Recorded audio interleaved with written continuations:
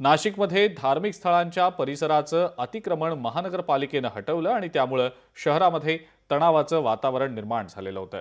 सलग 3 ते 4 दिवसांच्या कडक पोलीस बंदोबस्तामध्ये कपात करण्यात आलेली असून आता परिसरातले रस्ते आणि दुकानं सुद्धा खुली करण्यात आलेली आहेत।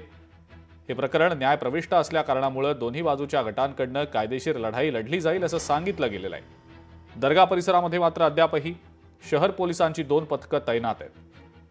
आमचे नाशिकचे प्रतिनिधी महेश महाले यांनी या सगळ्याचा आढावा घेतला, पाहूया।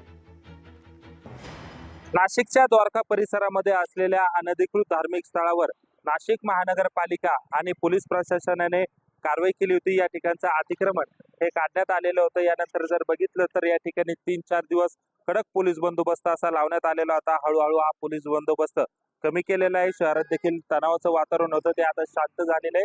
सातपीर दर्गा संदर्भात खरं तर या ठिकाणी कारवाई करण्यात आलेली होती। या सातपीर दर्गा ट्रस्टच्या 7/12वर खरं तर उतार्यावर नाव लागलेलं होतं, मात्र हे जे नाव आहे हे अनावधानाने लागल्याचं जिल्हा प्रशासनाच्या वतीने सांगण्यात आलेलं आहे। या संदर्भात खरं तर सहाय्यक उप जिल्हाधिकारी आरती चव्हाण यांनी नव्याने आदेश काढून खरं तर याच्यावरची जी नोंद आहे ती रद्द केलेली आहे आणि त्याचं जे दर्गेवर या 7/12वर असलेलं नाव हे काढून टाकण्यात आलेले आहे। त्यामुळे इथली जी परिस्थिती आहे ती सुरळीत झालेली आहे। आजूबाजूचे दुकानं देखील आता सुरू झालेले। एकूणच जर बघितलं तर काही दिवसांपूर्वी खरं तर या भागामध्ये मोठ्या प्रमाणाचं तणावाचं वातावरण निर्माण झालेलं होतं। 2 समुदायाला शांततेचं आव्हान देखील दोन्ही बाजूच्या धर्मगुरूंनी केलेलं होतं। आणि यानंतर जर बघितलं तर आता नाशिकच्या द्वारका परिसरामध्ये असलेल्या या स्थळावर खरं तर पोलिसांचा बंदोबस्त देखील कमी करण्यात आलेला आहे। आणि एकूणच जर बघितलं तर आता हळूहळू या ठिकाणची जी परिस्थिती आहे ती सुरळीत झालेली। त्यामुळे एकूणच अनावधानाने वक्फ बोर्डच्या पत्राच्या आधारे जरी